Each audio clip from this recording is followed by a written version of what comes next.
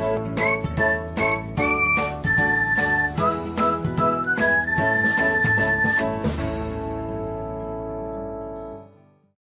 everyone, welcome back to another episode of Technologyglance.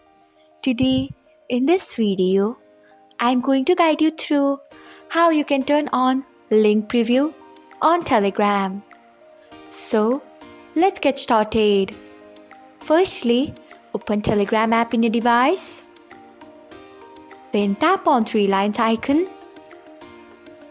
Next, tap on settings. After that, tap on privacy and security.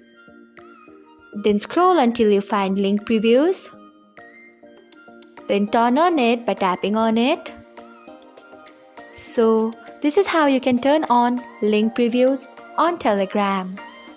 Thanks for watching.